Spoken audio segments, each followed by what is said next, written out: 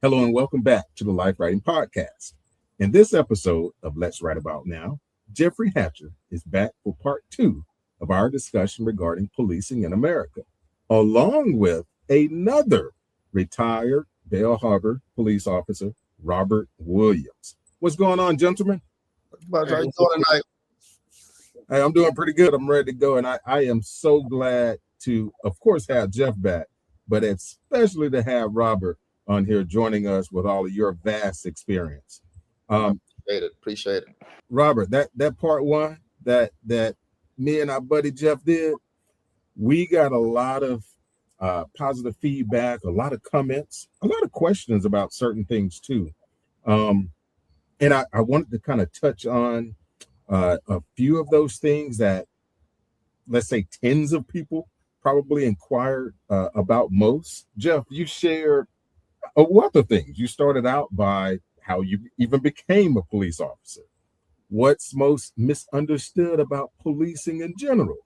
And you also share some of your proudest moments as a policeman. That story that you shared about that older gentleman who you found wandering, man, that was extremely touching. And a slew of people reached out to me about that particular story.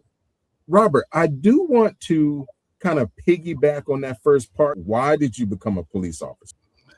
Well, man, I was going from job to job, as in a young age. And I was like working as a sky cap at Miami International Airport. And me and some buddies just sitting back there talking one day. And then somebody's talking about corrections. So I ended up going like being a correction officer back in 1986. That's when our law enforcement career started, in 1986. So I go out there and I apply and I get the job. After the interview, they tell me be back tonight at midnight. Like, man, I ain't even get no academy, no come back for OJT, on the job training. So that same day? Yes, sir. That same day. Oh, wow. Go back. I never knew that. Come on midnights and start OJT at the state prison. So to tell you the truth, I really wasn't feeling it because I was in clothes. I couldn't get used to being in clothes like that. So from there, I started looking at other places. So I started looking at like this Florida State Trooper. So I went and applied at FHP. I go to FHP, and back then in 1986, they had a statistical board about how many blacks were there, how many whites were there, how many males, how many females, how many Hispanics. Oh. So I'm looking at the board, and I see like 700 something white officers, 40 some black officers, 20 some Hispanic. It was all out of whack. Mm-hmm. So I apply, and of course I don't get the job. Why, I don't know, but I didn't get the job. So I ended up applying with another position, another agency called Florida Marine Patrol, which basically they're like the Highway Patrol, but they basically on the water. Okay. So they deal like with, boat accidents, speeding on the water, protected manatee zones, the natural resources, things like that. So I ended up getting a job and going to Tallahassee for the academy and coming back. So I kind of like fell into police work, just because I wasn't really doing what I thought I could do coming out of college. Right. So from there, my career just expanded from there to where I went to, from the state, I went to a city, and from city, I went to Bal Harbour. That's where I ended up retiring for my second time. Okay. So you met Jeff around, how long ago did you meet Jeff? I think about 11 years ago, 10, 11 years ago. 11 years ago, yeah. Where were you right before Bal Harbour? I went to, after I left the state, I went to the city of Hialeah. I retired from there. Then I went to corporate America, which really didn't work out because they, coming from a government agency to the corporate world is totally different. Right. It's a different environment. So right. I stayed, and I worked with an insurance company because what I was doing in the city of Hialeah, I was a traffic homicide investigator. So I did a lot of traffic things, for us with, investigations. Oh, wow. Okay. This insurance company, I became like a traffic guy, doing surveillance and things like that, trying to solve cases for them. And then the state of Florida, cut back on insurance. They did some with insurance. So they ended up laying me off. So I had when I was at Hialeah, my lieutenant from internal affairs was the chief at a place called Village of Pinecrest. Okay. I called him up, and of course he gave me the job. So I went over there for a few years. And then as this was going on, I applied. Well, the chief at Bal Harbour was my chief in narcotics. Okay. So, and then his compadre was, we worked together in narcotics. So they told me to come over here. So I was a sergeant at Pinecrest. So I ended up going to, I really want to be around those people because that was my family, because I had been around for long right. At I live. So I ended up going to Bal Harbour, and the first person I met, I think, was Jeff. Robert, you seem to be a cool guy. I've been around you several times, and I think you are a top-notch cool guy. I also know Mr. Hatcher got some cool and swag about him too.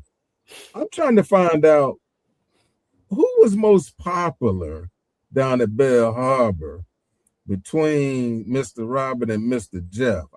I wonder. What say you, Jeff? I'm gonna let Robert answer that. I ain't even on the ball field with him. I'm way up in the 400 section, like where we sit at the Philadelphia game. The 400 section? Where we sit at in Philly, that's where I'm at. And Jeff, I don't know about all that. Jeff, that's Jeff, true. That's true. That's true, sir.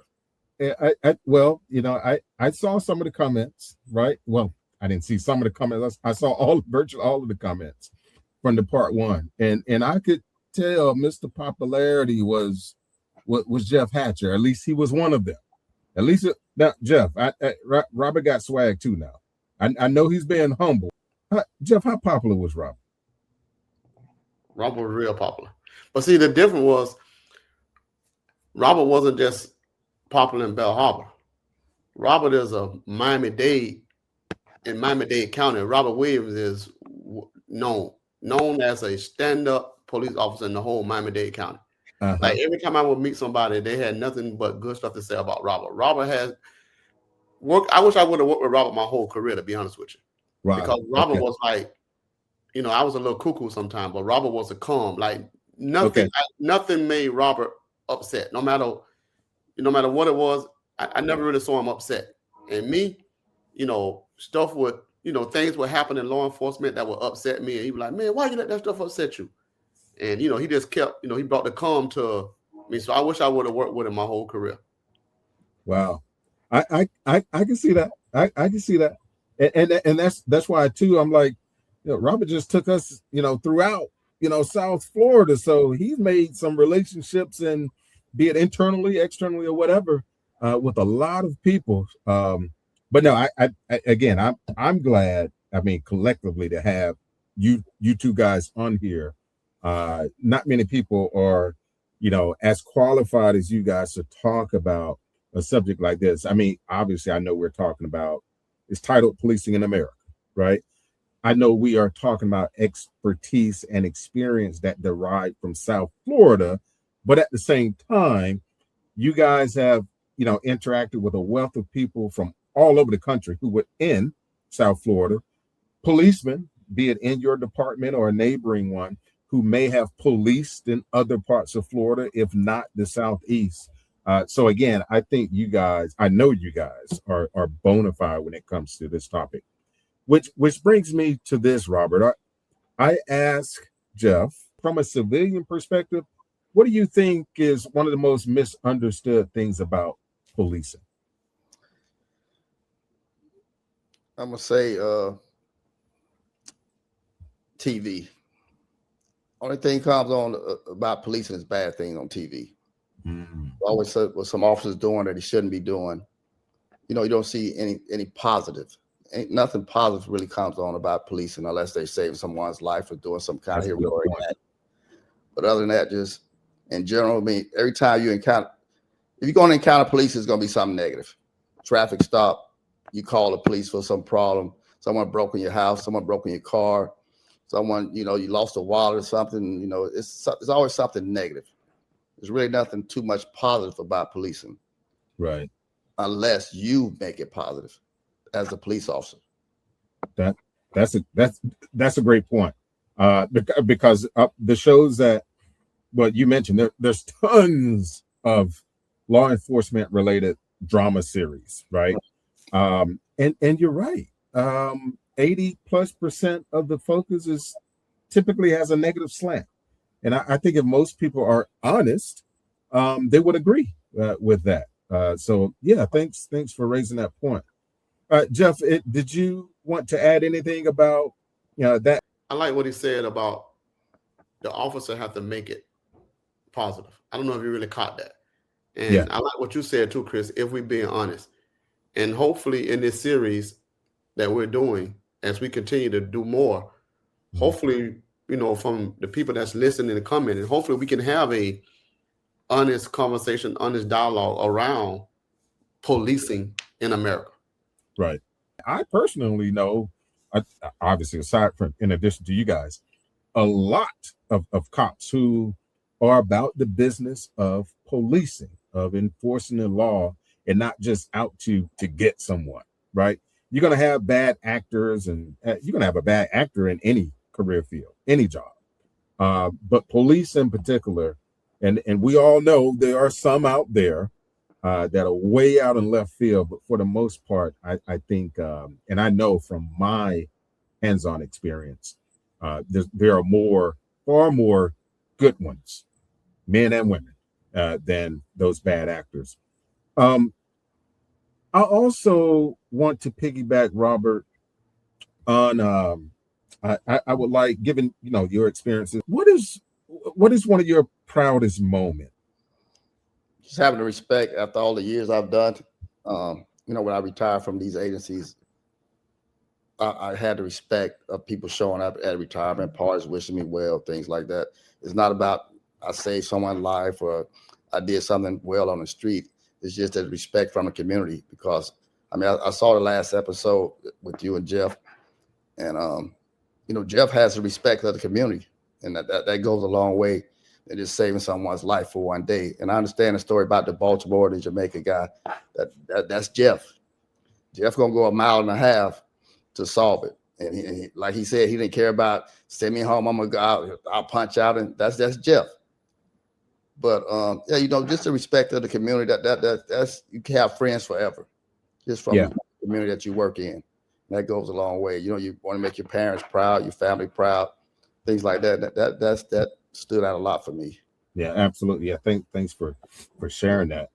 And where I wanted to pivot to next is as I mentioned initially about, there were a couple of common questions, 2 particular topics, from the part 1 that really resonated with people. The one that I want to bring up first, the notion of going into any facet of law enforcement. And Jeff, I start with you. Like, what are some of the things, the basic qualifications? Like, what should folks be thinking about when they do consider becoming a part of law enforcement, specifically a policeman? Well, I think in South Florida, and Robert, tell me if I'm wrong, I think you have to take what they call a CJ bat. That's the name of it, Robert? CJ bat? Yes. You got to take the CJ bat, right, Chris? And that's a test. I think it's like 90-some questions, and you have to score at least a 70. That's the first thing, and then you have to do a psych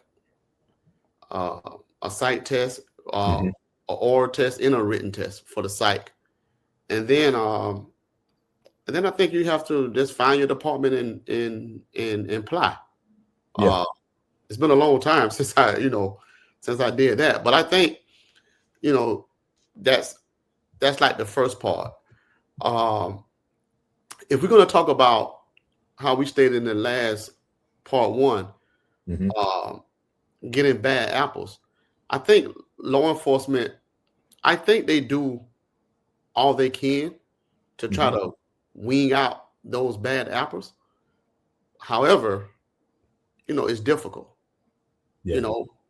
Person take the psych test, he passed the CJ bat, he passed the physical, and how would any department know that this person is not stable enough to be a law enforcement, or he's going to do something corrupt to tarnish the badge. I don't think any chief or anybody who's hiring anybody, would know that. As Jeff says, it's a psych test, but it's like a 2-part test where you ask so many questions, but it's not based on your mental capacity. It's based on certain things where they kind of rate you to see if you qualify to be a police officer. Mm-hmm. So you may have had a bad, you may have had a bad part of growing up or some abuse of your family or something like that, but it doesn't pick that up. So it's just not that, it's not that kind of psychological test.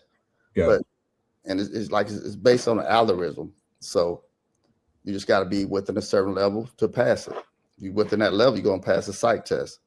I mean, you gotta, like Jeff mentioned the polygraph, but you got to pass the polygraph. But I mean, people can finagle all these ways of getting into it. It's tricks, and if you understand it, you can pass it.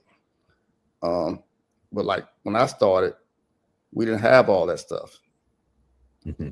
Have a CJ bag. We didn't have it. We just went to an interview. You got hired. You did the psychological and the polygraph, your physical, and you got on the job and went to the academy. With the psychological evaluation, if you will, and the polygraph, are those rendered on, be it every 5 years, or how is that a repetitive thing to gauge an officer's abilities to remain a police officer in some capacity? So one-time assessment. That's a great question, Chris. I never really thought about that. Depending on where you are, the things you guys see and the situations that you are, Jeff and I, Jeff harped on it's hard. I know it's hard being a police officer. I don't care where you are. My point is, it's kind of like the in the military, PTSD. You get post-traumatic stress disorder from any high pressure, high volume event. And again, the likelihood that a police officer is going to be in something comparable to that is going to affect him or her psychologically is great. So that's why I was thinking of, how do you help a police officer that's been in a pretty stressful environment? I'm gonna kind of answer this first, because I've been in that type of environment. Coming from Hialeah, which is a much bigger city than Bal Harbour, and what I've done in working traffic homicide and working with the homicide event, traffic homicide works with homicide, but mostly, in my years of traffic homicide, I've seen so much injury and death that, you should have some type of psychological evaluation somewhere in there, because there's so much that you see.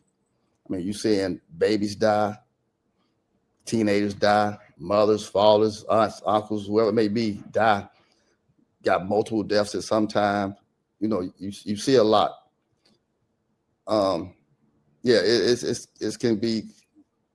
It can weigh on the mind. Yeah, right. And right. To this day, I haven't done anything traffic homicide related in a lot of years, but to this day, I remember a lot of cases, and just in the back of my mind, I'll never forget them. Yeah, I can remember a majority of my cases, that I responded to. Either it's just so much, so much bad things out there. Yeah, it's like when my kids are out late at nighttime or something like that, and that phone ring late at night, it's like, people don't understand. It's some serious stuff. Right. I go knock on someone's door at 2 or 3 o'clock in the morning and tell them, look, your 17-year-old son was just, killed in a car accident. Mm-hmm. You don't see how the family reacts to it. You may have a grandmother or a mother that's elderly in age, and she just falls out right there. Or you have a hit and run where someone dies and you never catch the person that caused the accident from a DUI, whatever it may be. We just had a case recently that someone told me about, happened I think 2008. The lady killed the city of Miami sister who had just moved to South Florida in a traffic accident. The lady flees to Mexico. She just was captured a couple months ago. So that's just things like that. You see so much, and people don't understand. It's a lot to it. It really is, and like you say, PTSD from the military. I haven't been in the military. Mm-hmm. It's probably similar to it because you see so much death and you're doing so much that it can weigh on the mind. Yeah, I'm with you on that. And Jeff was talking about he gave that other scenario with him and two of his counterparts were heading to a call, and different nationalities, different ethnicities, what have you. They were perceiving the situation so differently. So on the heels of what you just shared, and having those memories, and seeing all these different things that you remember that stay in your brain, I can see how you guys are heightened, right, when you are approaching a call, or answering a call. I applaud you guys, and glad you guys made it out safely. I don't think I've ever even told Jeff that. But yeah, thank you guys for everything that you did, and any things that you guys continue to do in various related capacity. I want to go here next, and this is the big one.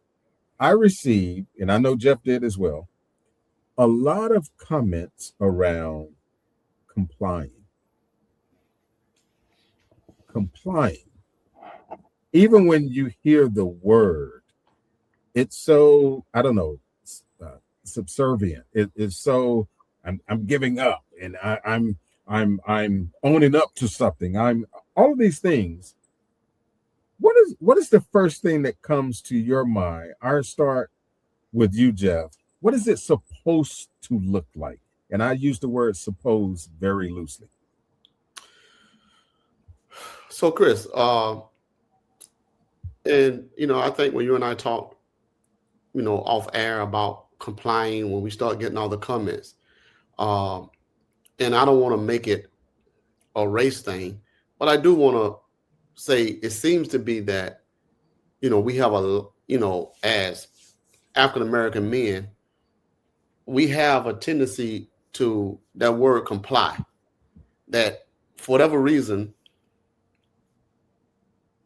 the police stop you. There are some things that needs to happen, that has to happen. If you're stopped by the police, there's certain things that you're supposed to have, period. It doesn't matter. You asking him, what you stopped me for? There's some things you need to have. So you get stopped by the police. He's going to walk up to the car 9 times out of 10. He's going to ask you for license, registration, and insurance. At that point, once you get stopped, and I don't even know how to explain it, you're not in charge. The officer is in charge, period. I don't know if that sounds harsh, but he's in charge. He's in charge. He's the law. He's enforcing the law. 9 times out of 10, he's going to tell you what he stopped you for, but he's asking you for some documentation that you're supposed to have. And then most people going to give it to you. You're going to get very few people, what you stop me for? What you stop me? Why you stop me? What you stop me for? Give me what I asked you for, and then it goes back and forth. Mm-hmm. I'm going to let Robert chime in a little bit before I get too far gone, but I think that's the first part. Just give me what I asked you for, mm-hmm. and then we'll go to the next step. Because there is a process, and we're going to get to the process a little bit more, but I'm going to let my colleague chime in just a little bit. Okay. Yeah. Yeah. As Jeff stated, there is a process, and the only thing you're looking for is cooperation. Cooperate, provide me what I asked you for, and then we can go from there. I understand people want to know, I was speeding, my brake light. You want to know why you were stopped. I get it, but I have a job to do, and first of all, it's a safety issue. I got to make sure you are who you are, just to make it kind of calm the situation down a little bit. Because I know, you get hyped up once you get stopped, because you want to know why am I getting stopped, first of all. Yeah. Rather walking down the street, rather driving a car, whatever it may be. I want to know why, but I have to identify you first to make sure Let them talk to the right person that maybe we can kind of get a dialogue going and we can kind of solve this problem. I'm glad you harped on the safety part of it first. Jeff, you wanted to expound on a few things? Yeah. So now, like Robert and I both stated, so now once I have your driver license and everything, I know who you are. From that point, if the officer is being a true professional, then he's going to tell you, I stop you for speeding, I stop you for running a red light, I stop you for this or whatever. From there, if the person that's being stopped wants to say, I didn't run a red light or I wasn't speeding, I think that people need to understand that, like I think I said in the first part one, at that particular time, you're not going to win that. So there's a process that we need to understand, that the police stops you. He asks you for the documentation. You give it to him. If he decides to write you a ticket, that does not mean that you have lost that battle. That means that he has done what he's supposed to do. Okay. Now, in America, we have a justice system. So I write you a ticket. You don't agree with it. You then get to take that ticket and set it for court and explain your side of the story to a judge. So I think that this is good, because now we're trying to educate people on the whole process of how it goes. Complying on side of the street or wherever you are does not mean that you lost the battle. That's not what it means. What it means is, if what we're saying as a society that cops are bad, if that's the notion, right? If that's what we're saying, then why would I encourage you to harm me? Right. I'm going to give you what you're asking for so I can get to where I'm trying to go. And then I'll deal with whatever I got to deal with in the course. But if I ask you for your license and you don't give them to me, we're going back and forth. At some point, something has to happen. Because now it goes into what? Resisting. Right. So the word complying that everybody was talking about in part one, when we said just comply, that's what I'm saying. Okay, you want my license? I gave them to you. I complied. Here. You want my registration? Here. You want my insurance? Here. I totally agree with you. They have to comply, man. It has to be some type of authority. We are the authority. Like I said, it's back to the safety issue. We want to go home at night. Also, we want you the person that we encounter to go home also. Correct. At night or whatever it may be, at the same time after the stop. But this policing is nothing new. It's been around forever. Yeah. It has changed over years. It has, but it's simple. It's a real simple job as long as people do what they're supposed to do. Yeah. That's key. So I tell you, gentlemen, okay, this is my thing. And I know there are some genuine, cops, men and women, who are about the business of policing in an upstanding way. The reason I've always felt and believed in the word complying or compliant is because you don't know who that cop is. You don't know if he or she have bad intentions. You don't know if they've had a bad day. And my thing has always been, I don't want to do anything to unknowingly incite the situation, right? To provoke that person, even if he or she is a bad actor or not. I know I keep using that term, but so that's always been my thing. So and then too, I'm like, I don't have nothing to hide. And then the last time I got pulled over, thank God, is I can't remember, over a decade ago. It's been a while. But when I got pulled over, guess what? 9 times out of 10, you know why you got pulled over. A lot of people is not gonna say that. Yeah. And I think that's what No. I think that's where the problem lies. Because I think, a lot of us, like Robert said in the beginning, a lot of us think that there's not really any good encounters when them blue lights come on. When them blue lights get behind you, 9 times out of 10, they ain't stopping you to say, hey, you want some ice cream or milk and cookies or whatever the case may be. That ain't what's happening. So now, you're like, man, I got to get a $100 ticket, $200 ticket. I don't have money, However, sometimes you get stopped. You don't know if you're going to get that ticket. You may not get a ticket. But, but you have to comply to be able to even get to that. And I think a lot of times too, people seem to think that as cops, we can't have a bad day. Like, we can't get emotional. We can't have a bad day. You don't know if I just left home and I had an argument with my wife like you had one with yours. You don't now know. I got to go to work and I got to leave that emotions at home and come to work and listen to all your problems. And some people say, well, that's what you signed up for. Okay, fine. Then if that's what I signed up for, then guess what? If you're speeding, then I signed up to give you a ticket because that's what I signed up for.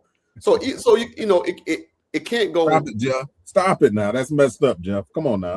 It can't go. But no, in all seriousness, yeah, I feel you.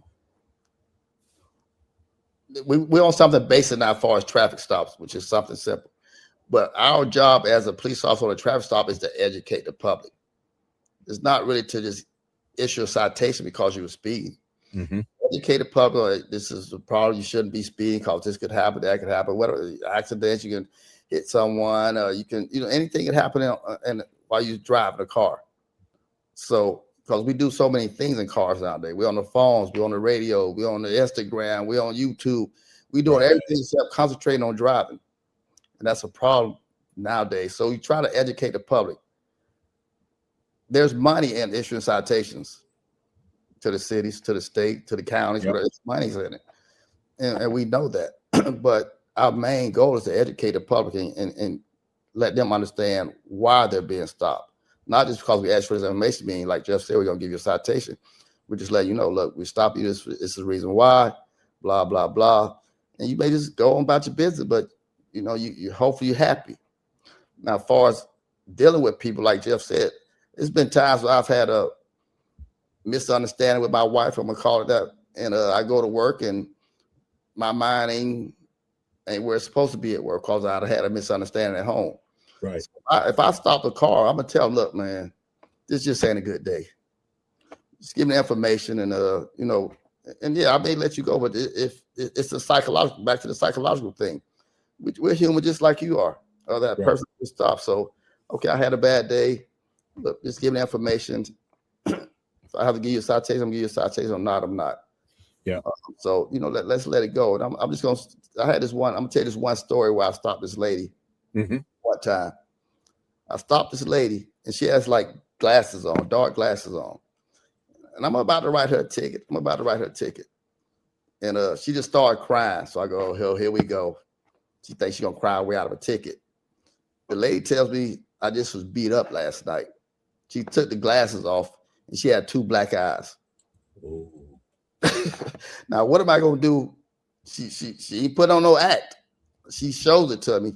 Wow. So I have to, I have to be compassionate for this lady. So I have to let her go.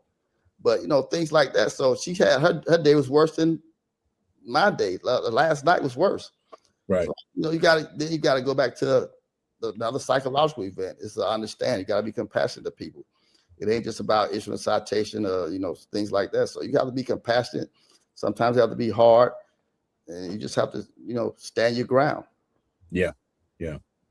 Law enforcement is a roller coaster. It's like, you can leave You can leave one call with helping the old man that's at the bus stop, like I said in part one.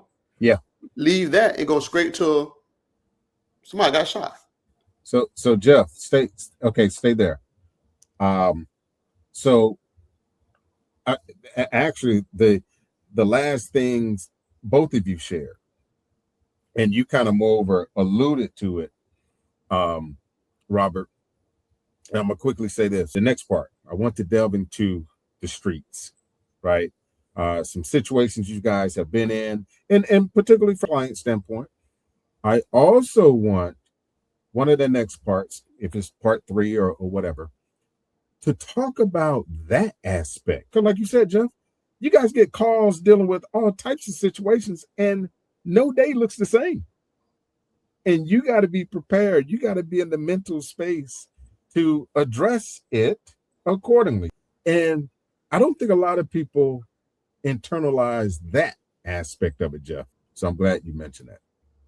I want to get ready to close this segment out because, Robert, we can stay on here for another 30 minutes. You guys have examples and situations that you can talk to from all different angles.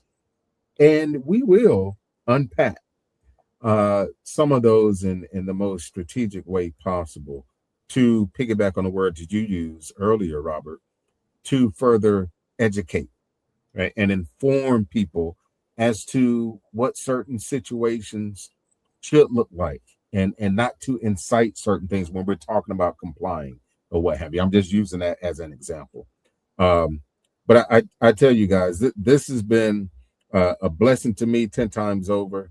I love talking about those sensitive topics such as this one, when folks have so many different experiences.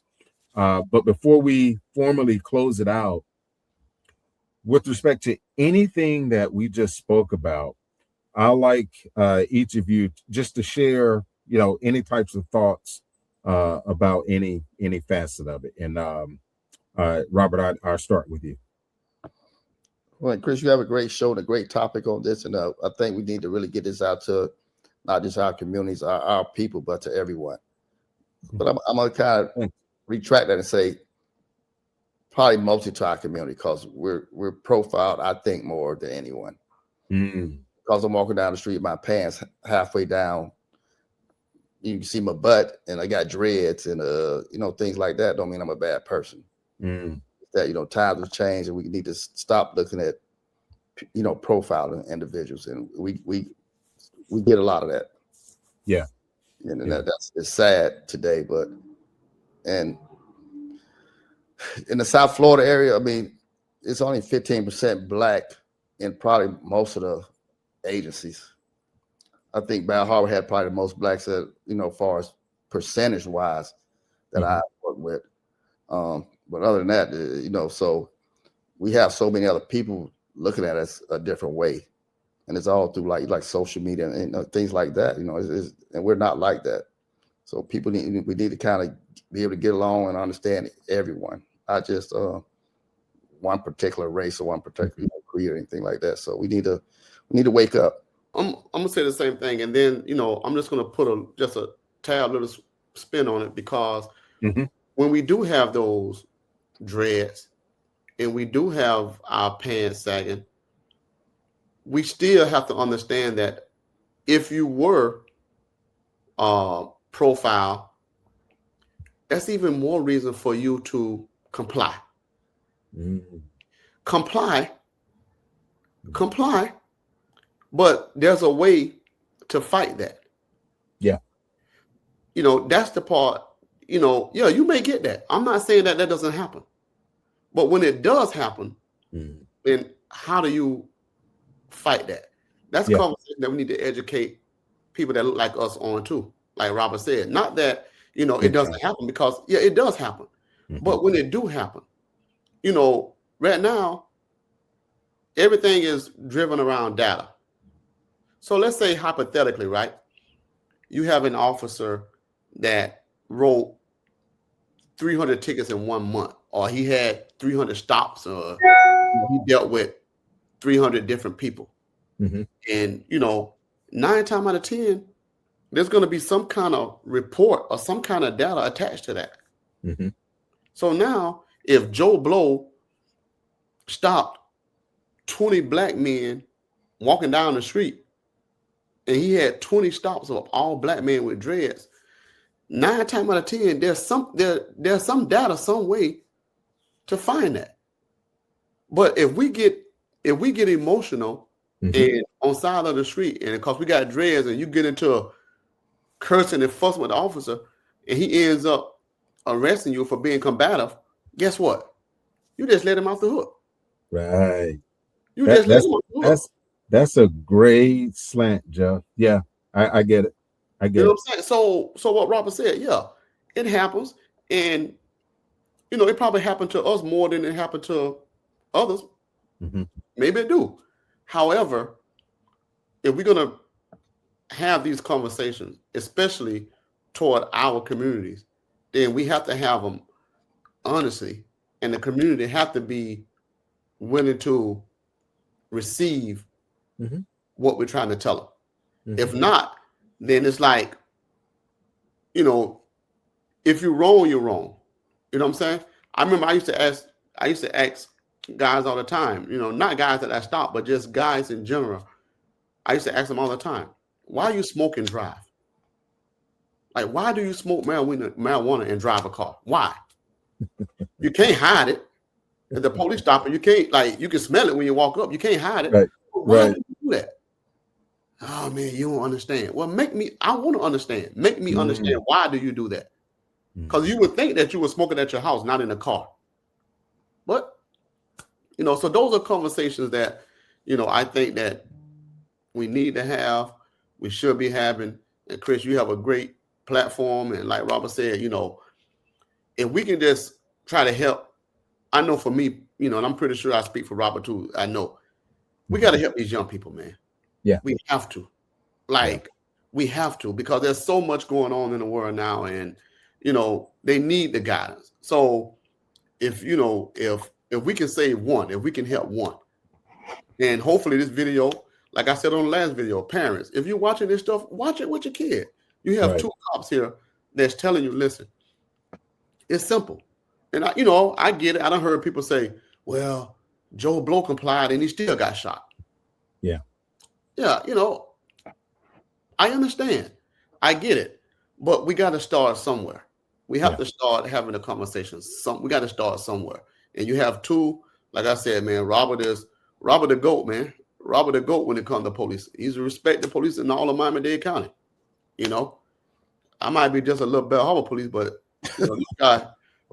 this guy worked in big agencies, did big things, Right. So you have, the community, you have people here that's willing to help, try to help, share information. Just take it for, take the information for what it's worth. Don't add nothing, don't take nothing. Just take it for what it's worth. And I really appreciate you guys, your candor for one, when we're talking about a subject or a topic like this in particular. It's life for death. It can be life for death. So you're right, Jeff. The more we have these type of discussions to reveal and highlight certain things that should be done, should not be done, what true compliance looks like, and the why from a safety perspective, as Robert touched on. So I appreciate you guys again coming on and being candid, open, and honest about your past experience. Thank you. Thank you for having me. Yes, sir. And to the audience, like this video and any other recording that may resonate with you, and don't forget to subscribe to the channel. The Life Writing Podcast is another way we creatively inform and inspire, helping people write the lives they desire. Until the next time, take care.